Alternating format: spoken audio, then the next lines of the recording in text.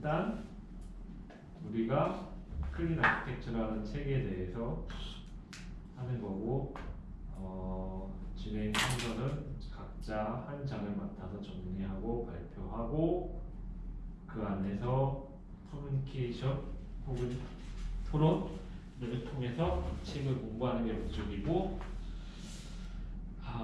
1장은 탕필님이 준비했는데 탕필님이 해주시면 될 것 같고요.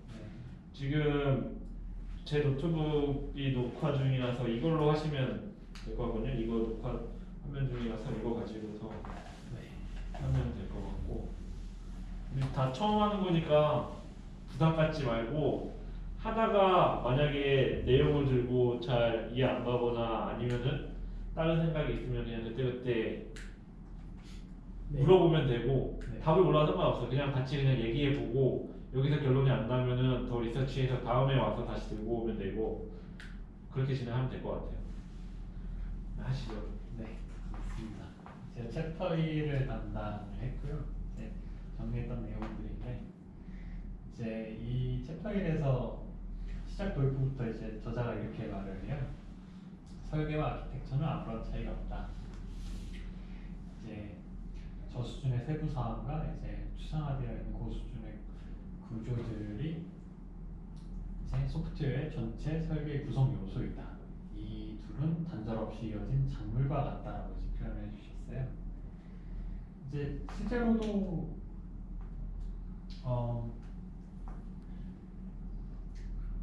이거 뭐라고 말해야 할지 잘 모르겠는데 자세하게 얘기할 필요 없을 것 같은데 미들이요. 네, 이제 보통 설계 아키텍처를 이제 막 다른 개념으로 이제 완전 다른 그런 식으로 갖다 이제 생각을 많이 하는 것 같은데 이제 이 저자는 여기서 이걸 이제 잡고 가더라고요. 이제 아무런 차이가 없다. 그럼 설계는 뭐고 아키텍처는 뭐예요? 이제 설계와 차이가 없다. 차이가 없다. 아니 둘 중에 네, 하나가 뭔지 알아야지 둘을 근데 비교하지. 이게 구분짓기가 되게 뚜렷하지 않다라고 이제 그 설명을 해요. 이제 실제로도 여기 둘 구분짓는 경계는 뚜렷하지 않다.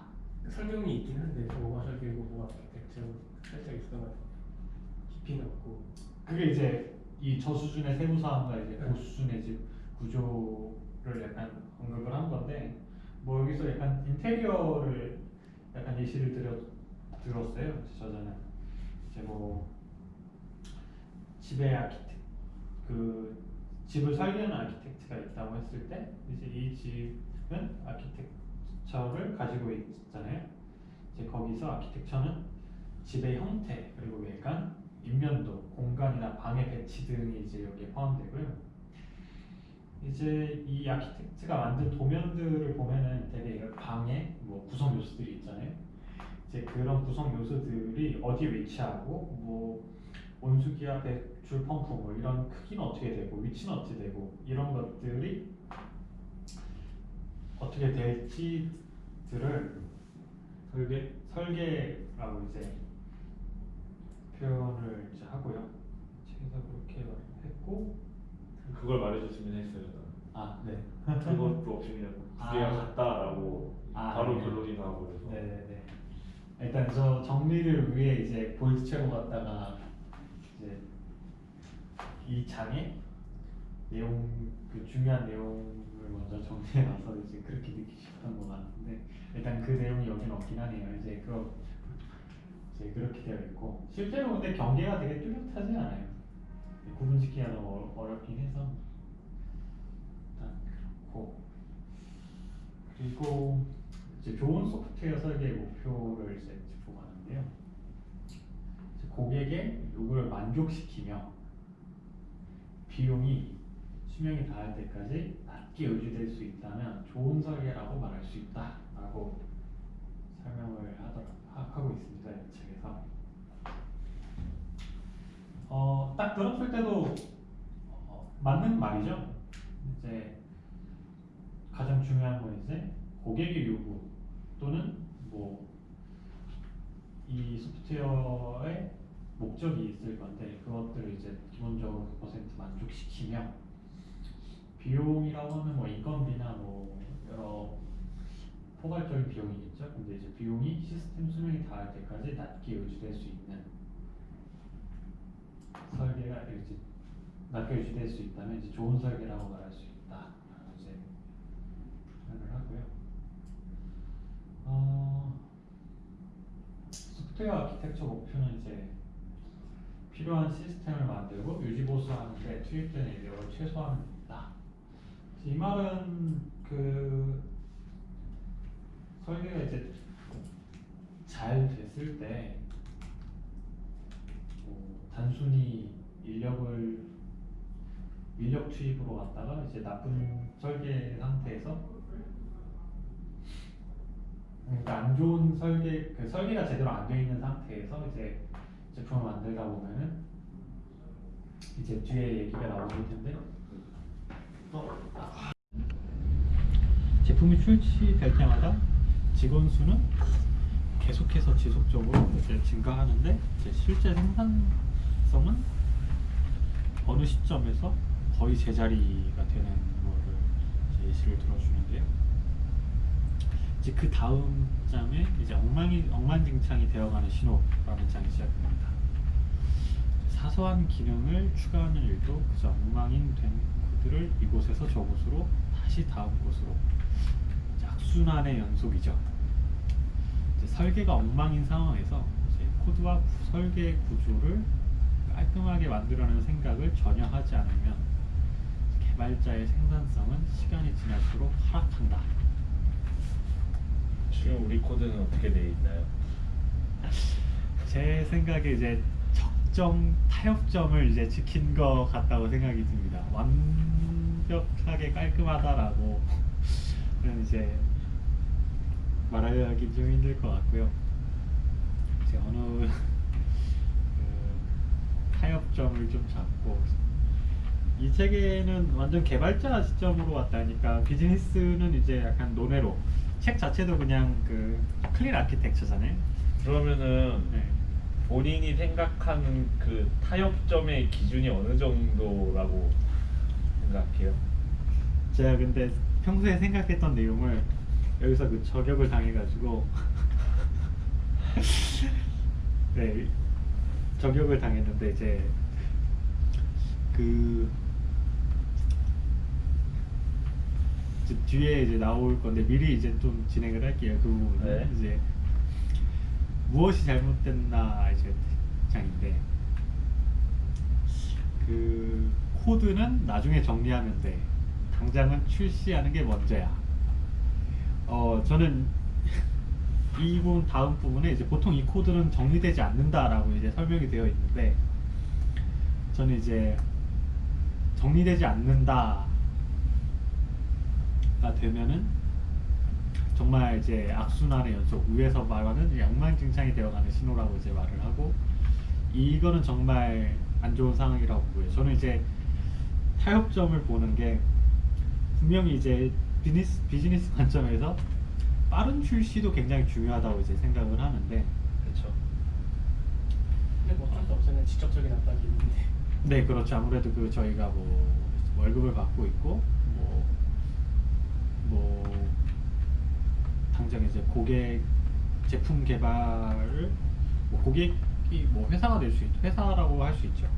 회사에서 원하는 기간이 있을 거고 그런 이제- 것 때문에 우리가 스프린트 일정 자체도 짧게 반영하고 있고.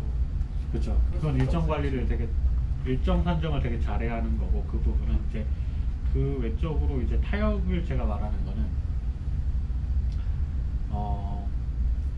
저는 일단 전체 구조는 일단 먼저 잡고 가야 한다고 이제 무조건 생각을 하고요. 그 구조 내에서 저수준의 내용들 있잖아요. 그러니까 여기서 말하는 이제 저수준의 세부 사항들 이제 그 부분은 저는 어느 정도 타협을 해도 된다고 이제 예를 생각을 들어 합니다. 하드 코딩? 하드 코딩은 너무 타협을 본 거라고 생각하고 있고요. 예를 뭐가 드는 게 좋을까요? 이게 저는 궁금해서 각자만의 이거 분명히 모든 개발자가 다 해당될 내용일 텐데 본인들이 생각하는 그런 비슷한 거 같거든. 다들 타협을 나름 하고 있을 텐데 본인들의 타협 지점이 어느 정도 되나. 우리가 지금 다 다르잖아요. 안드로이드, iOS, 서버, 백엔드 이렇게 나눠져 있어서.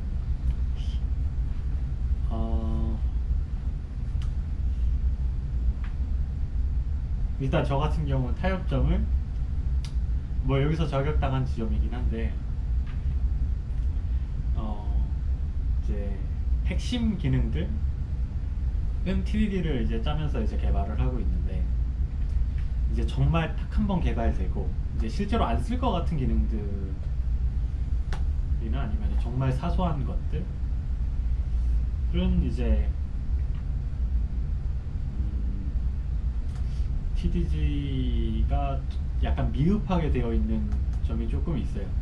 테스트 코드가 약간 미흡하게 되어 있는데 근데 이제 요즘 같은 경우에는 그 이제 계속 기능이 추가되면서 이제 제품이 커지다 보니까 가끔 이제 쥐레 밟는 경우가 좀 생겨서 요즘 같은 경우에 이제 중요 여부 상관없이 이제 계속 TDD 테스트 코드 이제 다 작성하고 있는 상황이고 이제 과거에 테스트 코드가 미흡하게 되어 있는 부분이 이제 뭔가 변경 사항이 있을 때 이제 그 보완을 좀 해서 이제 처리하는 방식으로 요즘 옛날 코드를 정리하고 있거든요. 이제 제 타협점은 약간 그거였죠. 테스트 코드? 테스트 코드 미흡한 그러니까 약간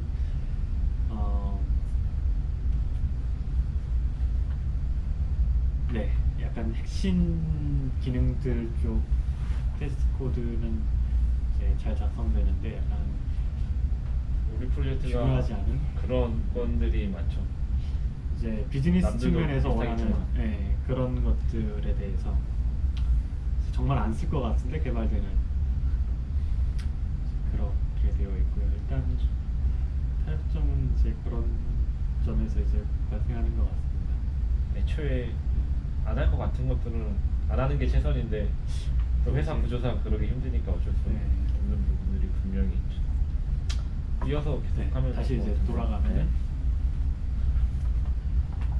이들은 노력을 기울이고 잔업을 하며 헌신함에도 불구하고 더 이상 진척이 없는 상황이 된다. 왜냐하면 그들의 노력은 기능 개발보다 엉망이 된 상황을 대처하는데 소모되기 때문이다. 이제 설계가 제대로 되지 않은 이제 그런 그 상황에서 덧붙이고 또 고치고 보통 뭐 이거에 대해서는 이제 민도 되게 많잖아요. 그 파이프라인 그 가스 파이프라인을 고치는데 오른쪽 부분을 이제 고쳤는데 갑자기 왼쪽에서 구멍이 뚫리고 왼쪽을 또 고쳤는데 이번에 또 위쪽에서 구멍이 나오고 순서니까. 네, 이렇게 이제 그들은 분명히 놀고 있지 않아요. 되게 열심히 하고 그 헌신함에도 불구하고 이제 엉망이 된 상황을 계속 고쳐 나가는 이제 악순환의 연속이라고 저는 생각을 하거든요. 이게 정말 악순환의 연속이죠. 이게 고치고 그게 이제 계속 덧붙이는 거잖아요. 임시 방편으로. 이제 그게 계속 지속되면은 이제 다음 작업에도 분명히 그 상황이 발생할 가능성이 매우 높고 이 제품의 안정성을 신뢰할 수 없는 거잖아요.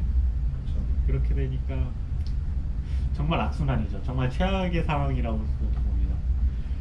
제가 생각하기에는 개발자라면 다 겪는 문제 중에 하나인데 그러면은 저거를 해결하려면은 뭘 해야 할까요 우리가? 저 악순환, 엉망진창이 되는 걸 막기 위해서 일단 저는 제 생각엔 일단 첫 번째로 구조 전반적인 설계 그리고 보통 제가 같이 얘기했으면 좋겠는 것들은 내가 처음부터 그렇게 짠 코드도 있지만 일반적으로 이직을 하거나 입사를 하면은 보통 하는 말이 이 코드는 원래 이랬어.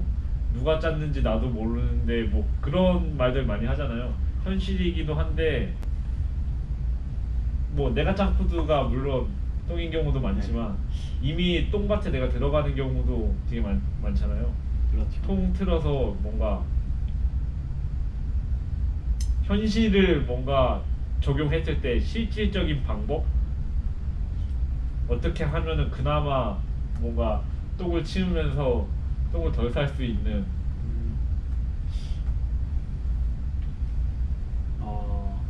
정답을 얘기하라는 건 아니에요. 그냥 본인의 생각을 얘기해보자라는. 저는 그런 경우에 똥이 없는 밭으로 이직. 물론 이제 약간 없는 곳은 제가 봤을 때 없을 것 같아요. 근데 그쵸? 이제 덜한 곳을 찾으러 이직하는 방법도 있고, 뭐 그게 아니다. 그게 아닌 경우에는 다시 만들 수 있으면 다시 만드는데 이제 보통 그게 쉽지 않잖아요. 그렇죠. 회사가 기다려주지 않죠. 회사가 기다려주지 않고, 그리고 이제 이미 실제 그 라이브 서비스 중인 거를 이제 대체하기에는 이제 리스크도 되게 크고요. 일단 저는 그러면은 실제로 그게 돌아가고 있는 거잖아요. 저는 이제 그러면 좀 좁게 들어서 방법을 제시하지 말고 그 안에서 내가 뭘 해야 될까? 난 어떻게 일을 해야 할까? 저는 이제 보통 새로운 회사로 이직을 하면은 이제 돌아가고 있는 코드를 이제 쭉 다 봐요. 그러니까 약간 구조랑 어떤 식으로 왔다 돌아가고 있고 어떤 환경에서 돌아가고, 그리고 코드들을 쭉 보거든요. 그 어떤 코드가 짜여져 있고 이 기능은 어떤 코드를 쓰고 있고, 일단 입사하면 보통 그냥 코드부터 그냥 쭉 읽는 편이에요. 코드를 다 읽고, 그리고 실제 이제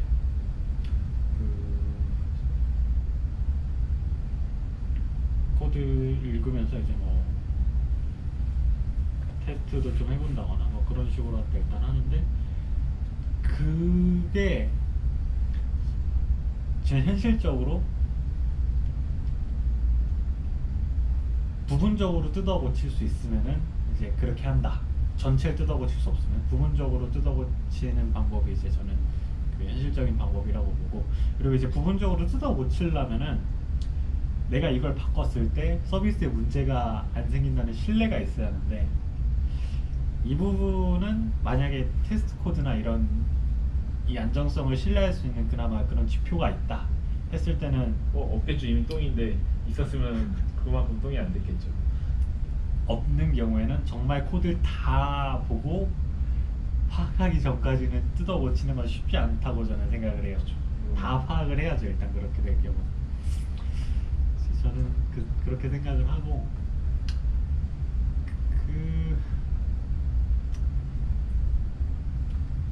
되게 그렇게 되면 피곤해지죠.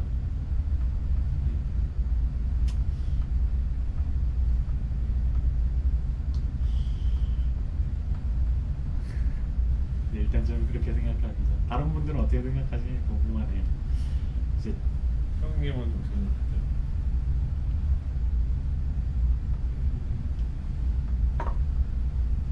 주어진 환경에 맞춰가야죠. 남이 싸는 똥을 처리하는 것도 처리하는 거지만 나도 똥을 싸고 있는 걸 수도 있고.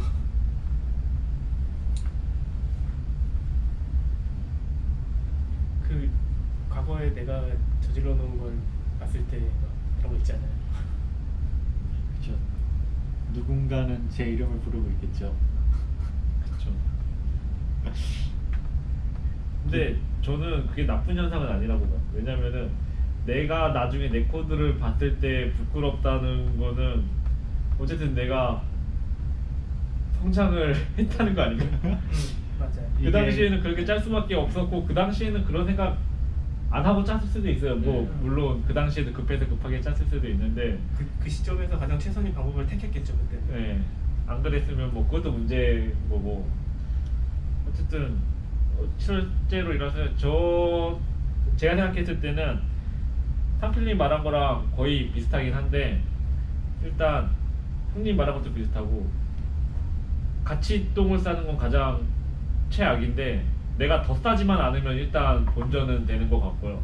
대신에 이제 한 번에 다 바꾸는 당연히 말도 안 되고 힘든 것 같고, 테스트 코드가 있다면은 테스트 코드를 조금씩 더 추가하는 것부터 하고, 없다면은 테스트 코드를 작성하는 것부터 하나씩 시작을 하면서 뭔가 나중에 신규 기능 개발을 할 때 코드가 건들 일이 있으면은 조금씩 리팩토링하고, 리팩토링 하기 전에 테스트 코드를 한번 짜놓고, 그 다음에 그 후에 뭔가 리팩토링을 하면은 이론적으로는 가장 베스트일 것 같은데, 그것도 뭐 현실적으로 시간이 있어야지 하는 경우, 그렇게 계속하면 나중에 영상이 지저분한 것 같아요.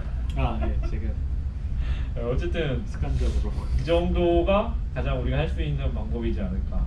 어쨌든 계속 얘기하다 보면은 테스트 코드 얘기가 많이 나오는 것 같긴 한데, 뭐 굉장히 좀 약간 개념적이긴 한데, 뭔가 테스트 코드 작성하고 그 다음에 리팩토링하고 코드를 개선하고, 약간 이 단계를 만들어 나가면 그나마 좀 안전해지지 않을까. 제 10장까지 봤는데 제가 지금까지 느낀 바로는 TDD 해라 이거였어요. 아, 이 책이요? 네. 저는 TDD 맹신론자는 아닌데 있으면 충분히 역할을 한다고 봅니다.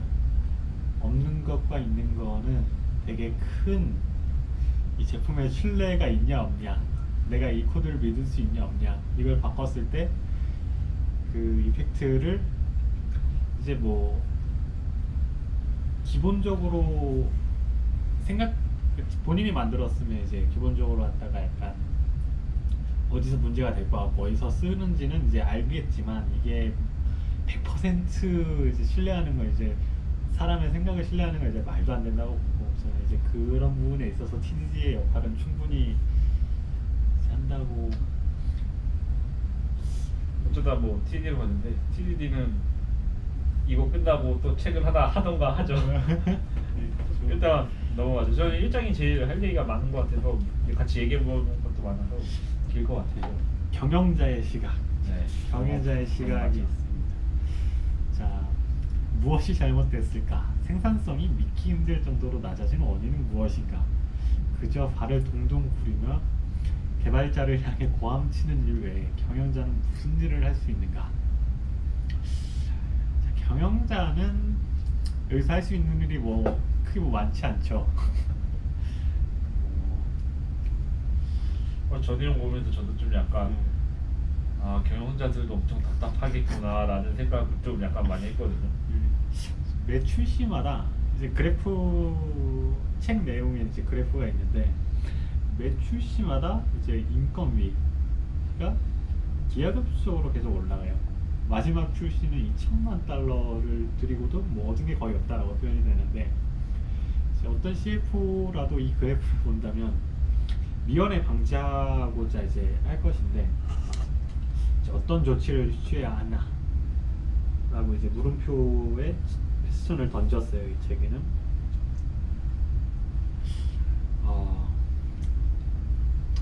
저는 이 부분에 있어서 되게 이제 경영자도 경영자지만 개발자 구성원들이 되게 중요하다고 이제 생각을 해요. 이제 경영자가 이제 시간을 이제 줬을 때 어떤 그룹은 그 시간 내에 뭐 개인마다 이제 생산성도 다를 거고, 그리고 개인마다 하는 내용도 되게 다를 거고, 이제 그런데 설계를 같은 거 생각 안 하고 위에서 말한 설계가 그 코드와 설계 구조를 깔끔하게 하려는 생각을 전혀 하지 않고 이제 짜면은 이제 이 상황이 발생하는 거잖아요. 경영자가 시간 외에 이제 그 시간 외에 이런 일이 발생하지 않게 하려면 개발자를 잘 뽑아야 한다. 리더를 잘 뽑아야 되는 거 같아요. 저는 이거 보면서 그 지금 얘기 듣는 게, 형님 얘기하셨는데 한 명 한 명을 잘 뽑는 게 더 중요할지, 그 매니징을 하는 뭔가 그런 리소스를 둘 다 중요하겠지만 물론 저는 이제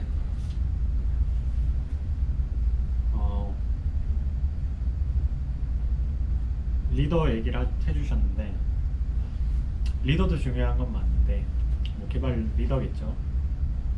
리더도 중요한 게 맞는데 이제 구성원들의 의지도 실제 구성원들의 의지도 되게 중요하다. 구성원들이 이제 그 깔끔하게 이제 코드를 설계하고 구조를 깔끔하게 하려는 생각이 기본적으로 이제 깔려 있는 구성원들의 차이와 아닌 차이가 되게 클 것 같다고 이제 생각을 하거든요. 아무리 리더가 이제 뭐 이렇게 해야 한다, 뭐 저렇게 해야 한다, 뭐 이렇게 말을 해도 구성원들이 그런 생각을 하지 않고 하면은 결국에 조금씩 쌓여가지고 뭐 이 책에 나오는 그래프 정도는 아니지만 이제 뭐 악순환이 일어날 수 있다라고 보고, 그리고 또 이제 의견 차이가 있으면은 뭐 약간 닭이 먼저냐 달걀이 먼저냐 같기도 해요. 그래서 저는 둘 다 중요하다. 그래서 경영자는 시간은 당연히 어느 정도 말도 안 되는 일정을 막 갖고 온다거나, 그리고 뭐 개발 쪽에 의견을 묵살한다거나 그건 모르겠고 여태까지 해주셔야 한다라고 묵살한다거나 이제 그런 게 아니라면은 사람을 잘 뽑아야 한다로 저는 귀결이 되더라고요. 이것만 얘기해도 되게 길어질 것 같아서 얘기도 하고 넘어가죠. 이것만 해도 1시간 넘게 떠들고 있을 것 같아서. 네, 자 무엇이 잘못되었나 이제 이 책에서 이제 짚고 가는데요. 빨리 가는 유일한 방법은 제대로 가는 것이다. 그리고 코드는 나중에 정리하면 돼. 당장은 시장 출시가 먼저야. 자신을 과신한다면 재설계하더라도 원래의 프로젝트와 똑같은 엉망으로 내몰린다. 여기서 저자가 이소 토끼와 거북이 그 우화를 예시로 들어요. 느려도 꾸준하면 이긴다. 발 빠른 자가 경주에 이기는 것도 아니며 힘센 자가 싸움에서 이기는 것도 아니다. 할수록 돌아가라. 뭐 이런 내용을 말해주는 건데 아시다시피 이 책과 현대 개발자들이 되게 유사하다라고 말을 해요. 근데 뭐 개발자가 잠자는 건 아니지만 정반대로 현대 개발자 대다수의 개발자들은 뼈 빠지게 일을 하면서 그들의 이제 뇌는 잠에 취해 있다라고 말을 합니다. 훌륭하고 깔끔하게 잘 설계된 코드가 중요하다는 사실을 알고 있는 이제 그 뇌가 잠자고 있다라고 말하는 건데요.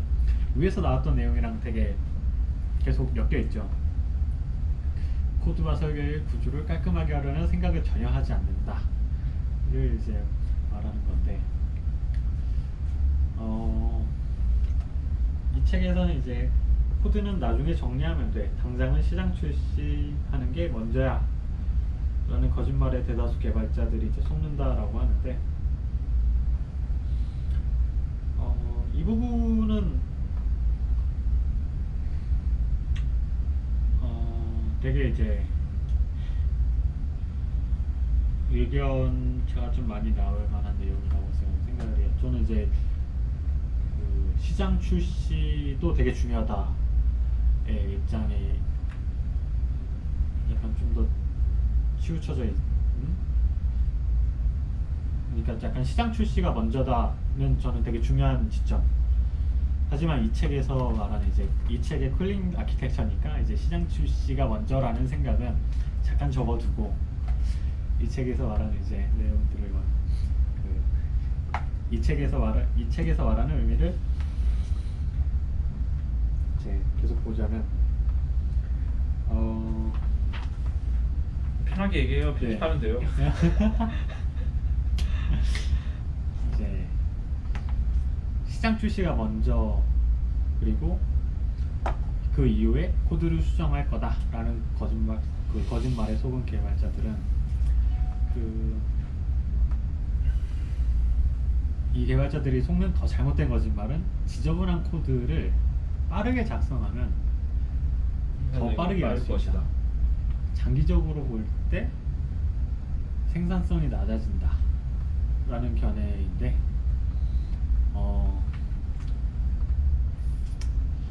이 책에서 말하는 딱 정확히 이 책에서 말하는 게 맞는 것 같아요. 그 자신의 능력을 과신하는 상황인 거죠. 근데 이 책에서 뭐 근데 이 부분은 약간 완전히 다 이거다라고는 할 수는 없겠는데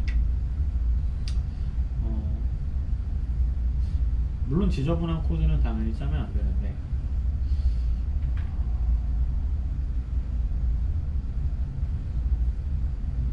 맞는 것 같아요. 이 책에서 이제 TDD를 여기서 또 언급을 또 하는데요. 이제 TDD를 했을 때와 안 했었을 때 이제 생산성 차이 이제 실제 보여주죠. 걸린 시간 분 단위로 갖다 이제 그래프를 보여주는데요. TDD를 했었을 때와 안 했었을 때 이게 시간 차이가 거의 두 배는 아니고 30% 효율이 더 좋다. 어떤 게? TDD 했다는 게 적용했다는 게 30%나 효율이 더 좋다라고 이제 말을 이제 제시를 합니다. 근데 저는 이 부분에 전적으로 동의하는 거고요. 왜냐면은 이제 TDD가 없을 때 그 사이드 이펙트를 머릿속으로 생각하는 것과 이제 실제 이제 상황은 다르게 일어나고 대부분의 경우 그래서 결과적으로 계속 위에서 얘기 나왔던 그 악순환의 연속 그 악순환의 연속이 대부분 시간을 많이 잡아먹죠 보통 이제 그거를 최소한 덜 잡아먹게 하니까 뭐 10번 일어날 걸 이제 한 번 이제 그런 그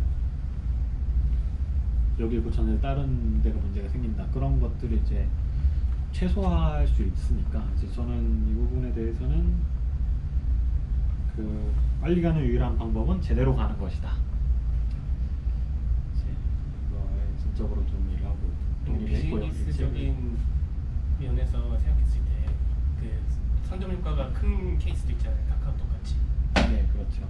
그런 경우에는 이게 절대 옳다라고 할 수 없지 않을까? 저는 이 책을 읽으면서 그냥 그 생각을 접었어요. 근데 이 책의 내용만 보면은 그렇다 하더라도 TD를 하는 게 더 빠르다. 네. 절대 느리지 않다라고 않다. 뭐 이런저런 그렇죠. TDD 자료를 가지고서 말하고 있죠. 맞아요. TDD는 당연히 이제 장기적으로 중단기적으로 단기적으로 봤을 때도 이제 생산성 있다고 보고. 저도 머리로는 동의하는데 실제로 과연 진짜 TDD 하는 게 훨씬 빠를까라는 데는 약간 살짝 물음표가 있긴 해요. 장기적으로 봤을 때는 맞는데 네. 비즈니스적인 면도 같이 고려를 해야 한다면은 이거는 좀 이상론일 수도 있다라는 생각이 들어요. 근데 저는 TDD를 근데 안 했을 때는 그럼에도 불구하고 하는 게 빠르겠다라는 말에 동의하는 쪽이긴 해요. 저는 그래도 TDD를 안 했었을 때는 그럼 보통 다들 동작하는 테스트를 이제 뭐 툴을 쓰신다거나 아니면 커맨드 라인으로 갖다 뭐 실행을 해본다거나 그러실 텐데 이제 저는 그 시간과 이제 TDD 코드를 짜는 시간이 거의 뭐 동일하고 재활용 가능 심지어 TDD 같은 경우는 재활용이 가능한 거잖아요. 그래서 저는 동의했던 게 단기간에서도 빠르다고 동의했던 게 이제 그 부분에 있어서 어차피 테스트를 할 거니까 같은 시간인데 재활용 여부에 있어서 TDD는 재활용 가능한데 그런 어떤 소모적인 행동은 한계가 있고 그리고 재활용이 불가능하다라고 생각을 해서 이제 빠르다고 이제 생각을 저도 했고요. TDD를 쓰기 위한 러닝 커브가 필요하다면 어떨까요? 그 중요한 얘기 중에 중요한 얘기긴 한데 여기서 또 다루기 시작하면 제가 봤을 때는 이게 좀 약간 핵심인 것 같기도 해요. TDD를 잘 아는 사람은 당연히 TD 하는 게 훨씬 빠르고 그죠. TD를 잘 모르는데 TD 이거까지 같이 하려고 그러면은 보통 그러면 이제 학습이 필요하죠. 학습이 필요한 건데 시점이죠. 그러면은 이제 그거는 회사가 잘 판단해야죠. 사람 뽑을 때. 그렇죠. 저는 그래서 경영자는 무슨 일을 할 수 있는가? 사람을 잘 뽑으면 된다. 운이 좋아야 된다. 사람이 되게 중요하다. 사람이 개발자 먼저다. 한 명 한 명이 중요하다. 라고 이제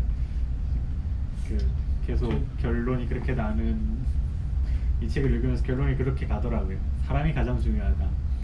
경영자가 잘못한 거다 이건. 결국에 좋은 사람을 만나지 좋은 못했다. 이 프로젝트가 늦게 된 거는 경영자가 좋은 사람을 뽑지 못했기 때문이다. 네, 그렇기 때문이다라고. 회사 이제 때문이다. 생각이 조금 들었고요. 의견이 있는 게 네. 구성원 개발자 한 명 한 명은 어느 수준 이상만 있으면 되고 그거를 총괄하는 사람이 경험이 많고 그거를 잘 컨트롤할 수 있는 사람이어야 될 것 같아요. 제가 경험했던 그 개발 쪽을 리드하는 분 중에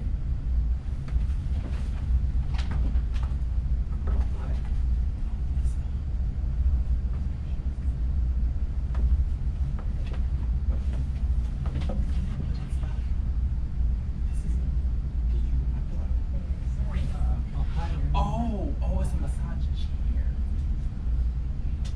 Oh my gosh, I thought she was literally talking about like getting a massage. I'm sorry, I don't mean to disturb you. 아, 네, 뭐 계속 하시죠. 딱 한 번 있었거든요. 잘 리드를 정말 잘해주는 개발 팀장. 이런 컨벤션이라든가 뭐 룰 같은 것들을 명확하게 정리를 해가지고 그거를 딱 공유를 하고 그걸 다 맞춰서 개발을 했어요. 그런 게 있으니까 그 서로 막 이제 브랜치가 많이 좀 룰이 맞춰지니까 한 사람이 만든 것처럼 하는 거에 가까운 형태가 될 수 있더라고요. 이렇게. 각자 역량이 뛰어나서 자기 방식대로의 그 최선의 길을 가면 나중에 취합이 힘들어져서 제 생각에는 개별적인 거는 어느 수준 이상만 올라가 있고 그거를 묶어줄 수 있는 사람이 더 중요하지 않을까. 근데 이제 그 부분은 사실 리더의 역량도 뭐 역량이겠지만 이제 구성원들 간의 이제 컨벤션이나 뭐 그런 룰 같은 걸 이제 잡으면은 굳이 엄청 뛰어난 리더가 아니어도 이제 충분히 시너지 효과를 볼 수 있다. 그 잡고 가는 좋은데 대부분 잡고 안 가더라고요.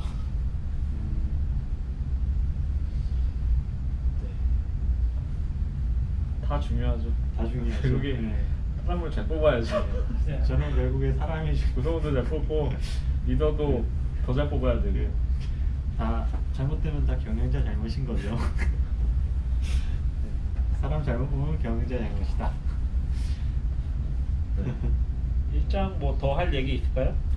이제 뭐 마지막에 이제 결론인데 이제 어떤 경우라도 이제 개발 조직이 할 수 있는 최고의 선택지는 이제 조직에 스며든 과신. 이제 뭐 본인을 너무 믿고 이제 뭐 타협하고 그리고 이제 뭐 나중에 할 수 있을 거라고 이제 그 자기를 속이고 이제 그런 거 이제 방치하고